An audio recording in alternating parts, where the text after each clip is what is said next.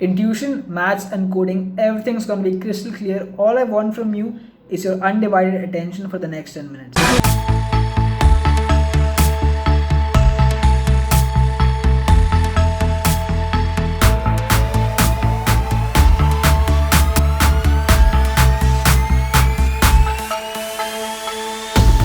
So hi guys, welcome back to another video. In this video we're going to talk about the k nearest neighbor algorithm, and we're going to start with what the algorithm is about, what mass is exactly used in calculating the output, and then we'll finally implement that in Python. Okay, so starting off, there are a few things that you need to know about the algorithm, that you need to know about every algorithm in general whenever you start learning it. First thing is you need to know why it is named so. So why is it called KNN? So KNN stands for k nearest neighbor. K is basically going to be a number, say it's 5. So basically the algorithm is going to use the 5 nearest neighbors for any point to calculate the output. Is it a classification or regression? Classification is basically when you have discrete classes, and regression is when you're predicting a continuous value. So this is primarily used for classification, basically predicting which class a particular item belongs to, but it can also be used for regression, and I'll explain later how. And the next question, is it supervised or unsupervised? I've explained in all videos before. Supervised is when you have the input and the output beforehand. So this is supervised learning algorithm because you need the data points and you also need to know beforehand which class they belong to in order to make a future prediction. The next, how do you get an output from input? The method of getting the output is very simple. You basically check how similar a particular point is to its k nearest neighbors. So we're going to answer this question more clearly in the next slide. So why KNN and how is output found? So basically, as I said before, we're going to use the k nearest neighbors, and this can be used for regression and classification. So basically, say you have some input parameter, say the square foot of a house, and based on that you're predicting the housing price.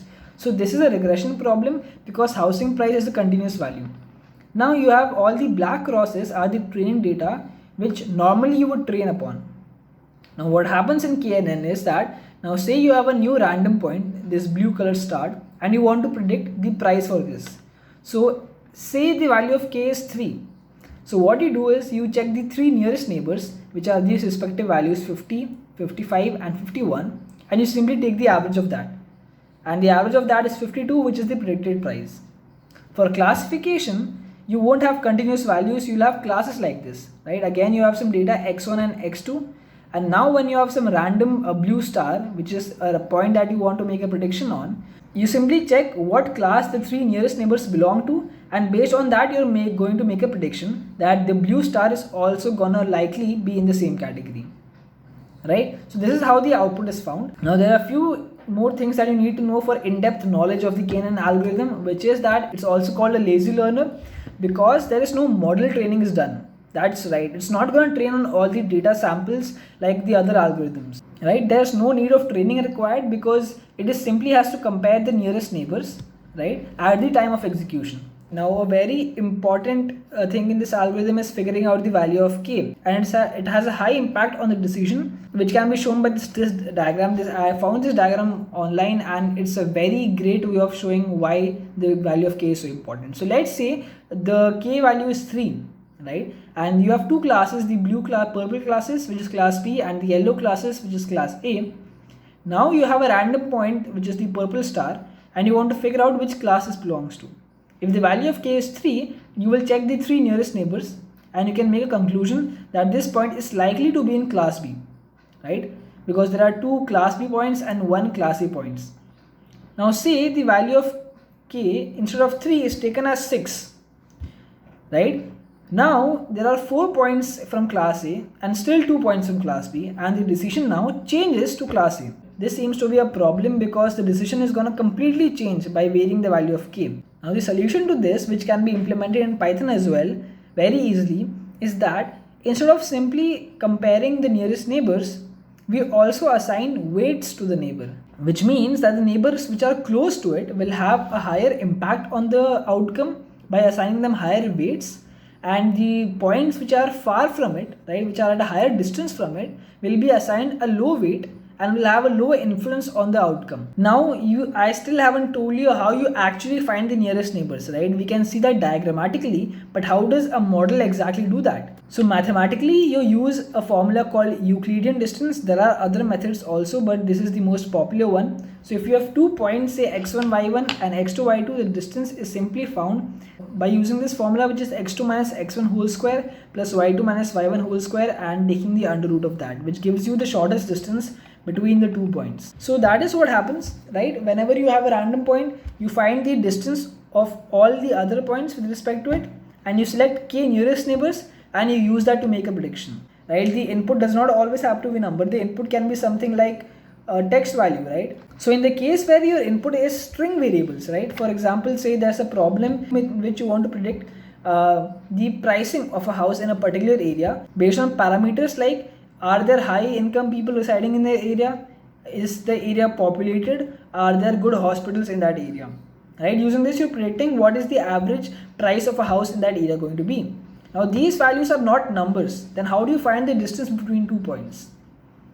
Solution for that is something called as Hamming distance, which basically checks the number of positions where bits are different. So for these 2 points, you can see that there are 2 places where the variables are different, right? So the distance between these 2 points will be calculated as 2. So that is what we do for string variables, and that is all you need to know for the algorithm and logic behind KNN. Now we're going to implement this using sklean and Python, which is very easy, and we'll do that in Google Colab. Okay, so we're going to practice this model on the famous iris classification dataset. I've made lots of videos on this. We start off by importing the sklean library. From sklean we import datasets. It has lots of inbuilt datasets, and you can practice on anything. So I'm going to use the load iris dataset, which I call by using the load iris function, and I save that in a variable called myiris. Now this dataset has lots of parameters, lots of information. We're only extracting the data, which is basically the input, and storing it in X. Then we extract the target, which is the output values, and we store that in Y. Right? You can see this is how the input looks like. This is basically arrays of 4 values. Right? So iris problem is basically taking 4 parameters of a flower and predicting which species it belongs to. Basically, you have 4 values for each flower, and based on that you will be predicting which class it belongs to, and there are 3 output classes, which is 0, 1 and 2, right? So it's very simple. First of all, from sklean.neighbors package we import the KNN neighbors classifier model, and I import it as KNN. I also import the training test split function to split the dataset from sklean.model selection. And so if we start by splitting the dataset into testing and training section, and the testing size is going to be 30%, and we split it into 4 sections: the training input and the testing input, and the training output and the testing output. So now first of all, I do not know how many number of neighbors should I take, right? So I'm creating an array of numbers, right, where there are 4 values: 1, 10, 20, 50 and 100. These are basically going to be the number of neighbors, and I'm basically using a for loop, right? You can also use other hyperparameter technique like grid search CV, which I've explained in my previous video, but a for loop will also do fine in this case. So I'm basically running a for loop. In that for loop, I call the KNN model, assign the number of neighbors as I. So again, remember that I explained there are 2 techniques of measuring the distance, right? And the uniform one is where all the points are given equal importance, and there's another in which the points are given importance based on their distance from the point. And weights equals to uniform basically means that all points, all nearest neighbors are going to be are going to be given equal importance, right? And I use the model.fit function and train the model on the training set, the training input and the training output. And finally, I check the accuracy on the testing section using model.score. Okay, so now when you run this, you will see how the accuracy is varying with the number of neighbors, right? It's a maximum at 1 neighbor, and it is decreasing as you increase the neighbor. And for 100 neighbors, for 100 nearest neighbors, the accuracy is actually 28%. And the solution to this problem was, as we had discussed, that points which are far away should have less influence. To do that in Python, you simply change the weights parameter and assign that distance. So now the influence of the neighbor will also depend upon the distance. Now if you run this, you will see the accuracy for even the nearest 100th neighbor is still 93%. So because it does not really matter a lot on how many neighbors you're considering, right? Because even if it's say 1,000 neighbors, the neighbors which are very far away are not going to have influence on the output, right? Because they will be assigned a very low weightage. So I personally prefer keeping the weights as distance, and you can experiment this on any data set and see what values of neighbors works for you. So that was it for this tutorial, and I'll be bringing on more tutorials like this. So do like this video and subscribe to it. It keeps me motivated in making more videos, and if there's anything else you would like to see, do leave that in the comments. And yeah, thank you for watching.